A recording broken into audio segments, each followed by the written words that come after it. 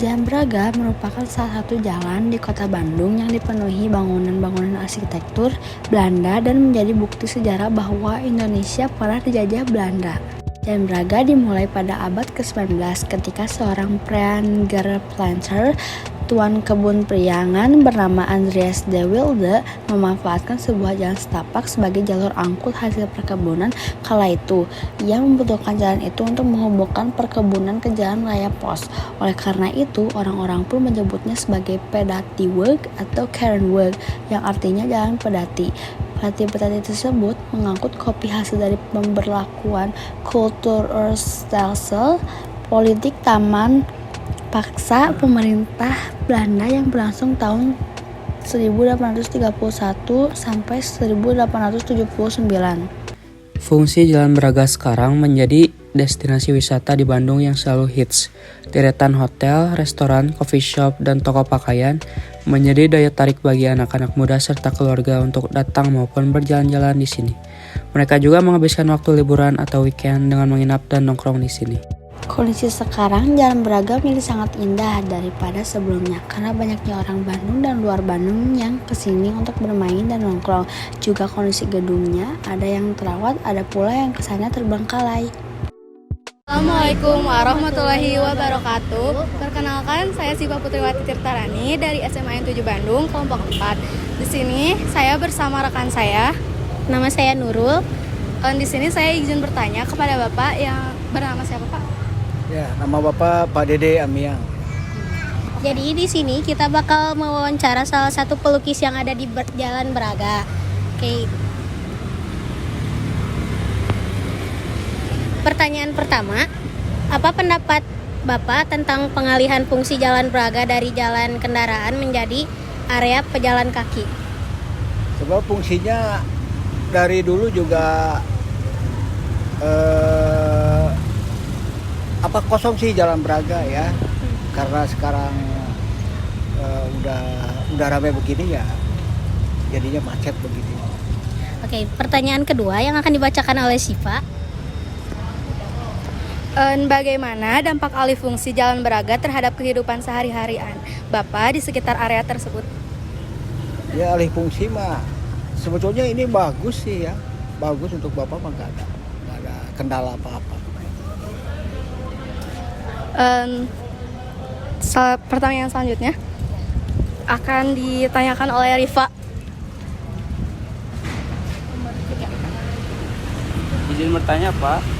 Pertanyaan nomor 3-nya, apakah Anda merasa bahwa alih fungsi ini telah meningkatkan daya tarik dan kehidupan malam di Jalan Braga? Ya, jelas ada daya tariknya. Sekarang di Jalan Braga itu tiap hari lebih ramai. Kalau diperbandingkan dengan dulu. Kelima, Bapak, apakah Anda melihat adanya peningkatan bisnis atau aktivitas ekonomi di Jalan Braga setelah alih fungsi ini? Iya, betul. Ada peningkatan. Peningkatan. Atau oke. Yang mana? Ini bertanya, apakah ada masalah atau tantangan yang Anda lihat terkait dengan alih fungsi Jalan Braga? Sebelum tantangan nggak ada ya. Bapak sih rame lah kalau untuk jualan lukisan ya, untuk melukis ini. Ya hanya masalahnya jalan aja lah, macet lah gitu. Ya. Udah. Jadi udah sekian dari kelompok kami. Makasih Bapak. Ya, sama-sama. Assalamualaikum warahmatullahi wabarakatuh.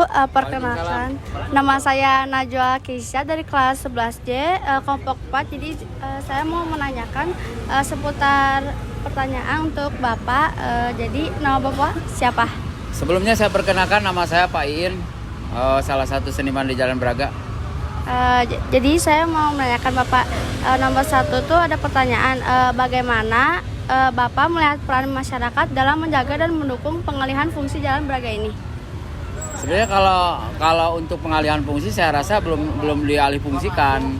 Tapi yang jelas masyarakat begitu antusias bagaimana memelihara, melestarikan Jalan Braga, bagaimana supaya Jalan Braga itu tetap jadi ikon Kota Bandung, dan bagaimana untuk bisa merekrut sekian banyak tamu, baik dari tamu lokal ataupun tamu internasional, seperti itu.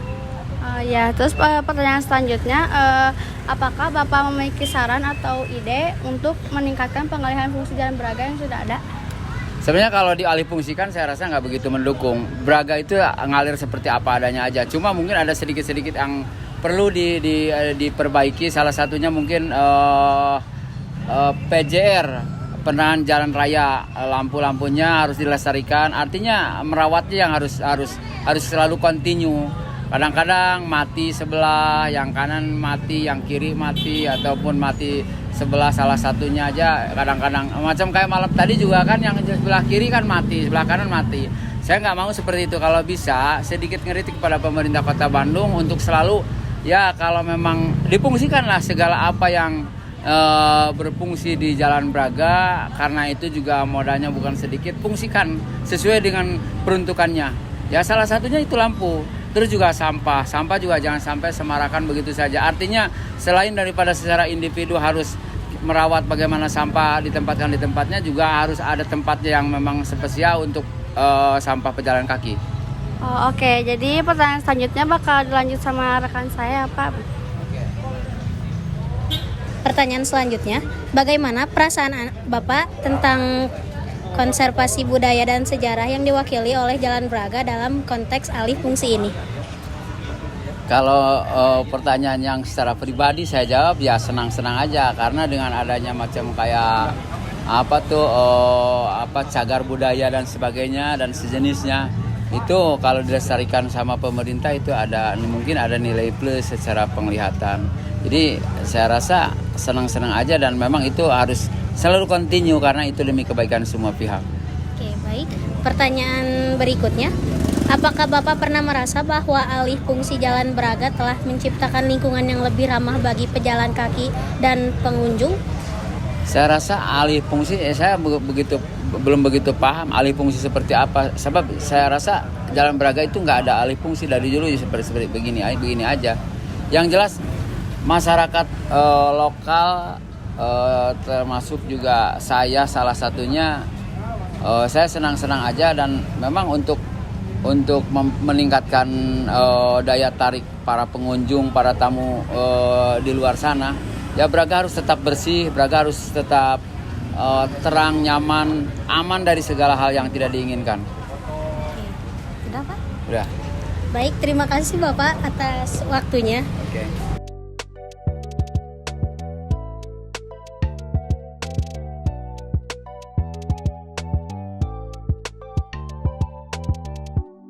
Penjara Bancai dibangun oleh pemerintah Belanda pada tahun 1877. Awalnya penjara ini diperuntukkan bagi tahanan politik tingkat rendah dan kriminal. Di penjara ini ada dua macam sel, yaitu sel untuk tahanan politik di lantai atas dan sel untuk tahanan rakyat di lantai bawah. Penjara Bancai di masa pemerintahan Hindia Belanda menjadi tempat tahanan warga pribumi yang terlibat kasus kriminal dan tahanan politik. Sekarang penjara Bancai menjadi tempat wisata sejarah monumen, tetapi tempat tersebut tidak tiap hari bukanya. Nah, kondisi penjara Bancai sekarang itu masih terawat karena ada petugas kebersihan yang selalu menjaga kebersihan penjara Bancai.